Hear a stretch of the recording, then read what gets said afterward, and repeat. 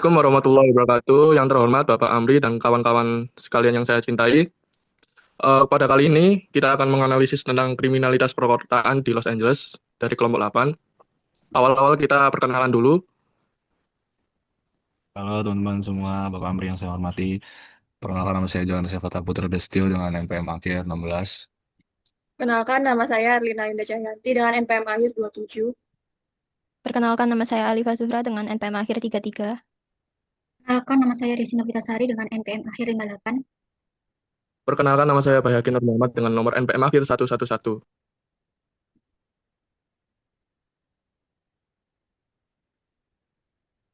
Penjelasan latar belakang dan penjelasan dataset. Latar belakang dari masalah ini yaitu Los Angeles dipilih sebagai objek analisis karena merupakan kota besar dengan lebih dari 10 juta penduduk dan tingkat kriminalitas yang tinggi. Berdasarkan laporan Los Angeles Times 2016, angka kejahatan meningkat hampir di semua kategori utama. Dataset kriminalitas Los Angeles digunakan dalam proses exploratory data analysis atau EDA karena bersifat terbuka dan lengkap, sehingga dapat membantu memahami pola kejahatan berdasarkan waktu, lokasi, dan karakteristik korban untuk mendukung analisis dan kebijakan keamanan. Tujuan dari analisis ini yaitu untuk mengidentifikasi pola dan tren kejahatan berdasarkan waktu dan wilayah, menganalisis karakteristik korban seperti usia dan jenis kelamin, mengetahui distribusi jenis kejahatan di setiap distrik, menentukan wilayah hotspot dan waktu rawan kejahatan, serta mendukung pengambilan keputusan berbasis data untuk meningkatkan keamanan publik. Berikutnya, sumber data yang digunakan pada proyek ini terdiri dari 4 data, yaitu yang pertama ada data kriminal kota Los Angeles, bersumber dari Los Angeles Open Data Portal pada website data.lact.org yang disediakan oleh LAPD dengan lisensi universal. Bentuk filenya berupa CSV dengan 1 juta baris dan 28 kolom. Tipe kolomnya terdiri dari 9 kolom numerik dan juga 20 kolom kategorik. Lalu yang kedua terdapat data Departemen Polisi Los Angeles yang bersumber dari Next Request LACT Public Record Platform dan what's-the-water.net dari Stop LAPD Spying Coalition, berisi distribusi personal polisi per divisi dan area LAPD. Lalu yang ketiga, ada data sensus penduduk Los Angeles bersumber dari data.lact.org, dan yang terakhir data wilayah distrik bersumber dari GeoHub LACT dengan format GeoJSON berisi data batas geografis tiap distrik yaitu 15 wilayah administratif.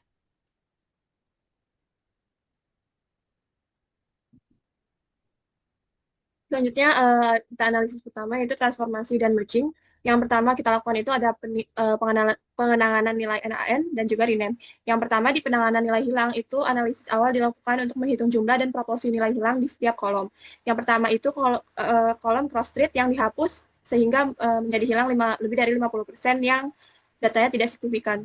Selanjutnya ada juga distrik kosong itu yang berada di luar wilayah Los Angeles juga kita hapus. Yang ketiga ada weapon UCD dan weapon dash yang hilang bersamaan dan kita ganti menggunakan unknown weapon. Selanjutnya ada status yang hanya terdiri dari 1 baris kosong dihapus karena data pendukungnya tidak tersedia. Terus juga kita menghapus data yang tidak relevan, juga imputasi kategori unknown, median, atau interpolasi untuk numerik agar distribusi tetap stabil.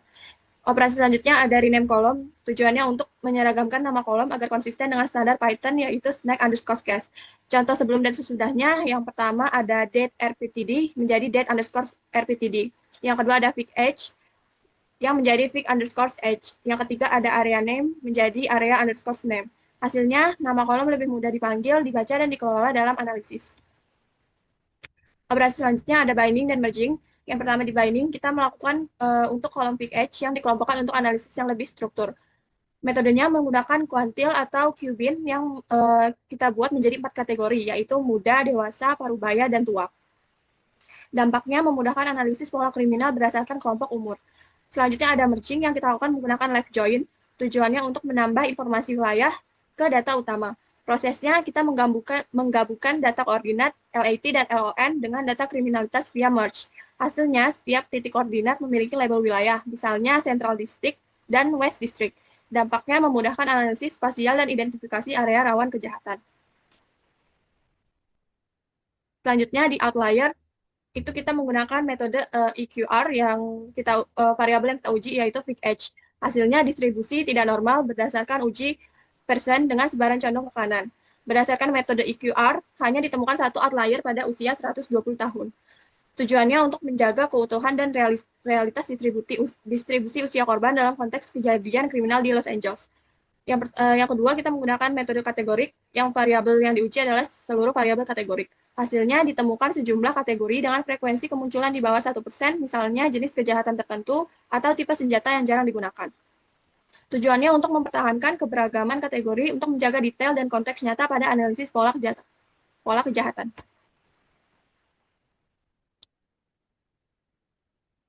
Selanjutnya, statistika deskriptif dan distribusi. Baik. Nah, di sini bisa kita lihat ini merupakan tabel dari statistika deskriptif yang didapat dari data crime yang saya pakai, yang kami pakai. Di sini saya menggunakan yang di sini kejadian kriminal di Los Angeles berlangsung sepanjang hari tanpa waktu dominan tertentu menunjukkan pola kejadian yang merata. Usia korban bervariasi luas terlihat dari nilai mean yaitu 29 tahun dan standar deviasi 22 tahun. Kasus juga tersebar di banyak distrik menandakan tingginya variasi area kejadian. Namun koordinat lokasi cenderung stabil menunjukkan konsentrasi kriminal di area utama kota Los Angeles. Lalu selanjutnya distribusi normal. Di sini saya memiliki tiga grafik. Yang pertama distribusi HCDF versus CDF dan QQ plot. Nah, dari distribusi ini menunjukkan datanya itu normal. Tetapi data itu normal dengan sebaran usia umur korban itu relatif simetris, sekitar rata-rata. Tapi bisa dilihat pada QQ plot itu ada penyimpangan di ujung garis yang menandakan adanya nilai ekstrim atau outlier, yaitu biasanya ada jika yang di atas itu usia tua dan yang di bawah itu usia muda. Lanjut. Nah, pada distribusi uniform ini bisa dilihat pada grafik outputnya. Saya memakai variabel datetime posisi. Lalu pada grafik distribusi CDF dan SCDF ini, saya membuat keduanya di skala 0,0 sampai 1. Dan bisa ditarik kesimpulan, kejadian kriminal ini cenderung sering terjadi pada jam-jam tertentu. Jadi tidak setiap saat. Lanjut. Lalu yang ketiga ada distribusi eksponensial. Pada eksponensial ini saya tetap memakai variabel yang sama seperti sebelumnya, datetime OCC, untuk melihat pola kriminalitas berdasarkan jamnya. Dan bisa dilihat pada grafik yang kiri, itu adanya penurunan grafik yang kiri yang biru, ada penurunan grafik lalu memuncak lagi. Yang artinya sebagian besar peristiwa kriminal terjadi hanya pada waktu tertentu dengan penurunan intensitas. Lalu setelah itu kembali memuncak secara bertahap pada waktu tertentu. Lanjut. Lalu yang keempat ada distribusi binomial. Pada distribusi ini saya gunakan untuk melihat pola kejahatan dan dari kedua gambar ini bisa dilihat terdapat 55% kejadian kriminal yang pada malam hari, lebih sering pada malam hari dan mereda pada pagi hari. Lanjut, pengelompokan dan agregasi. Yang pertama ada subset. Di sini pada subset ini saya menyeleksi beberapa variabel yang sekiranya relevan dengan tema yang kami bawa. Variabel yang saya gunakan itu ada area name sebagai nama wilayah, terus year OCC sebagai tahun kejadian, date time sebagai waktu kejadian lengkap, terus CRM itu sebagai jenis kejahatannya, terus LAT dan LON itu sebagai koordinasi lokasi kejadiannya. Lanjut. Terus pada agregasi yang pertama, yaitu kriminal antar distrik. Saya menggabungkan dua dataset, yaitu data crime yang kami gunakan dengan data sensus penduduk yang memakai variabel distrik sebagai acuan untuk groupingnya. Dan didapat di tiap distrik itu dengan dan bisa dilihat di tabel yang sebelah kiri itu ada tabel distrik dengan total kejahatannya. Lalu setelah itu di tabel yang kanan itu ada normalisasi tiap 100 penduduk dengan persebaran penjabaran total kejahatannya serta penjabaran para korban kejahatannya. Lanjut. Lalu yang kedua ada agregasi perbandingan kasus kejahatan dengan jumlah polisi di setiap area. Di sini saya menggrouping data crime dengan data polisi berdasarkan area, terus jumlah polisi yang ada dan tanggal kejadiannya. Dan yang saya dapat di sini daerah-daerah yang sedikit polisinya itu memiliki tingkat kriminalitas yang lebih tinggi. Lanjut. Lalu ada transformasi per wilayah. Di sini saya menganalisis dataset saya dengan acuan area dan datetime OCC, dengan mencari z-score-nya untuk mengetahui seberapa jauh waktu suatu kejadian itu menyimpang dari rata-rata waktu tersebut. Dan yang saya dapat di tabel ini, z-score itu positif di malam hari dan negatif di siang hari, yang bisa disimpulkan kalau misalnya tingkat kriminalitas itu lebih sering terjadi di malam hari dibanding di pagi hari, dan data ini tuh bisa membantu para polisi untuk mengoptimalkan strategi pengawasannya pada malam hari. Lanjut. Lalu di sini ada pivot per wilayah, ada diagram polar chart dan juga tabelnya. Di sini saya menganalisis temporal kejahatan berdasarkan waktu kejadian, untuk mengetahui intensitas kriminalitas tertinggi. Dan hasil yang saya dapat bisa dilihat pada visualisasi polar chart yang di atas. Intensitas kriminalitas meningkat mulai rentang jam 6 sore hingga jam 9 malam, dan yang paling sering terjadi itu di hari Jumat. Lanjut. Yang terakhir di sini ada cross tab. Dari tadi kita udah melihat pola kejahatannya itu banyak terjadi di mana, terus jam berapa, terus hari apa. Nah, sekarang pada cross tab ini kita mau lihat jenis kejahatan apa sih yang paling banyak terjadi. Terus ada di tabel ini bisa kita simpulkan kalau misalnya jenis kejahatan yang paling sering terjadi di masing-masing wilayah itu adalah baterai simple assault atau yang biasa kita kenal dengan kekerasan fisik ringan. Next. Oke, kita lanjut ke data visualis. Di sini kita ambil 11 data yang kita visualis. Yang pertama di diagram garis menunjukkan jumlah kejahatan per minggu selama 3 bulan terakhir pada awal Maret 2025. Jumlah kasus kejahatan mulai meningkat dan mencapai puncaknya sekitar pertengahan Maret dengan lebih dari 8 kejadian dalam 1 minggu.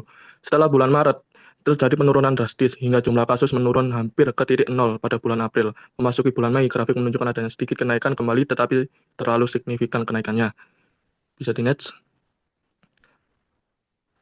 Untuk diagram batang, data menunjukkan 10 area jumlah kejahatan tertinggi, mulai dari area West LA yang memiliki sekitar 10 jumlah kejahatan yang paling rendah, untuk area Pasifik memiliki jumlah kejahatan paling tinggi di antara yang lain yaitu sekitar 120 laporan kejahatan. Jadi next. Untuk yang scatter plot, kita di sini memvisualisasikan bahwa variabel CRMC D1 dan CRMC D bergerak bersama-sama secara selaras dan seimbang. Tidak ada perbedaan tren di antara keduanya sehingga bisa dikatakan hubungan ini sangat menguntungkan satu sama lainnya. Next. Untuk bubble plot, data memvisualisasikan mayoritas kejadian terjadi pada korban dengan usia rata-rata sekitar umur 25-30 tahun. Ini menunjukkan bahwa kelompok usia produktif lebih rentan menjadi korban kejahatan. Bisa di next. Di sini terdapat stacked plot menunjukkan perbandingan jumlah kejahatan tiap area per tahunnya. Tetapi jumlah kejahatan pada kode area 1-12 menunjukkan perbedaan penurunan daripada kode area di 13-21. Semakin tinggi grafiknya, semakin banyak jumlah kejahatan yang terjadi. Bisa di next. Untuk di pie chart ini menunjukkan perbedaan proporsi antar jenis kejahatan tidak terlalu besar, kecuali pencurian kendaraan yang jauh lebih menonjol dengan hasil 23,5% yang menunjukkan kejahatan yang lebih tinggi daripada yang lain. Untuk di diagram tabel menunjukkan jumlah kasus kejahatan yang terjadi pada setiap area atau distrik. Pada data tersebut menunjukkan area Pasifik memiliki jumlah kasus paling tinggi daripada yang lain, sedangkan kasus paling rendah terjadi pada area N Hollywood. Lanjut. Nah, untuk diagram polar ini, data memvisualisasikan sebuah distribusi kejahatan sesuai jam kejadian, menunjukkan sebagian besar pada jam sore dan malam memiliki tingkat kejahatan lebih tinggi dibandingkan pada jam pagi. Biasanya untuk diagram polar ini rentan rawan kejahatannya di sekitar jam 7 sampai jam 2 malam. Jadi lanjut. Di sini terdapat diagram histogram memvisualisasikan bahwa sebagian kejahatan dilakukan pada malam hari. Ini menunjukkan bahwa pada saat masyarakat tidak melakukan aktivitas, semakin besar terjadinya kejahatan. Jadi next. Untuk diagram lollipop ini memvisualisasikan bahwa kejahatan cenderung terkonsentrasi di wilayah-wilayah dengan aktivitas masyarakat yang padat, terutama di area pusat kota seperti Pasifik yang memiliki kecenderungan kejahatan yang paling tinggi dan sekitarnya. Nah, di sini terdapat diagram terbaik untuk menganalisis hotspot dan rawan kejadian. Data visual ini menjadi grafik terbaik untuk analisis hotspot dan waktu rawan karena mampu menampilkan dua dimensi penting secara bersamaan yaitu lokal atau area dan waktu kejadian atau jam kejadian dengan cara yang mudah dipahami secara visual.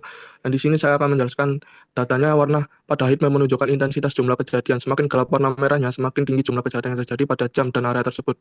Misalnya terlihat bahwa area seperti Mission, Pacific, dan Southeast memiliki zona warna merah pekat pada rentang waktu antara siang hingga malam hari sekitar pukul 12 siang hingga 21 malam.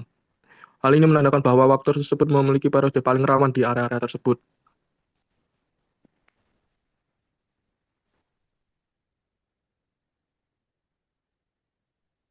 Untuk hasil dan temuan, pola waktu kejahatan meningkat pada siang dan malam hari, puncak Jumat hingga Minggu. Hal ini berkaitan dengan aktivitas masyarakat. Konsentrasi lokasi Pasifik dan Southeast tertinggi sebab daerah padat penduduk dan dinamika sosial tinggi. Jenis kejahatan dominan, pencurian kendaraan, perampokan, kekerasan fisik yang menunjukkan kombinasi kejahatan, properti, dan kekerasan dan dikaitkan dengan sistem keamanan belum optimal. Untuk usia 25-30 tahun sebab mobilitas tinggi sehingga risiko lebih besar. Rasio polisi persebaran kurang merata di area rawan sehingga perlu penguatan sistem keamanan.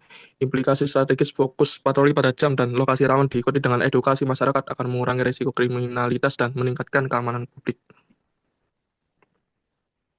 Untuk kesimpulannya, hasil analisis data kriminalitas di Los Angeles menunjukkan bahwa kejahatan dipengaruhi oleh waktu, lokasi, jenis tindak kriminal, dan demografi korban. Dengan hotspot utama di Pasifik dan Southeast, puncak kejadian pada malam hari di pukul 6 sampai 9 malam dan peningkatan pada hari Jumat sampai Minggu. Jenis kejahatan yang paling dominan adalah pencurian kendaraan, perampokan, dan kekerasan fisik, dengan mayoritas korban berusia 25-30 tahun. Selain itu, hal ini menekankan pentingnya strategi keamanan yang memperhatikan jam dan area rawan, termasuk peningkatan patroli serta edukasi masyarakat agar lebih waspada terhadap potensi ancaman kriminal, sehingga risiko kriminalitas dapat dikurangi dan keamanan publik ditingkatkan secara efektif. Dashboard untuk monitoring kejahatan, ada fitur untuk memilih kota, yaitu di sini saya memilih sentral. Di halaman paling atas dia menampilkan secara keseluruhan data, yaitu total seluruh kasus, jenis kejahatan yang paling dominan di semua kota, yaitu Cecil Stone atau pencurian kendaraan, kemudian wilayah dengan kasus terbanyak, yaitu Pasifik. Berikutnya juga ditampilkan insight tentang filter yang digunakan. Misal di wilayah sentral di sini ditampilkan total kasus wilayahnya sebesar 69.000, jenis kejahatan terbanyak yaitu Bulgari for Cecil, atau perampokan, terus hari puncaknya itu Saturday atau Sabtu, jamnya yaitu di jam 18.00 atau di jam 6 malam. Terus rata-rata umur korban, rasio kasus per polisi, kemudian di bawahnya juga ada perbandingan jumlah kejahatan plus jumlah polisi per area. Di sini untuk membandingkan rasio apakah polisi dan areanya itu seimbang, seperti pada Pasifik. Terus juga di bawahnya terdapat visualisasi tentang heat map hari dan jamnya. Di sini menunjukkan hari serta jam rawan. Misal di hari Jumat di jam 18 ini rawan. Semakin terang warnanya maka dia akan semakin rawan. Lalu juga ada peta persebaran kejahatan. Nah, ini bisa di zoom juga menunjukkan titik-titik kejahatan yang tersebar. Kemudian ada juga jenis kejahatan teratas yaitu Bulgari. Ada juga kuantitinya berapa bisa dilihat. Lalu di bawahnya juga terdapat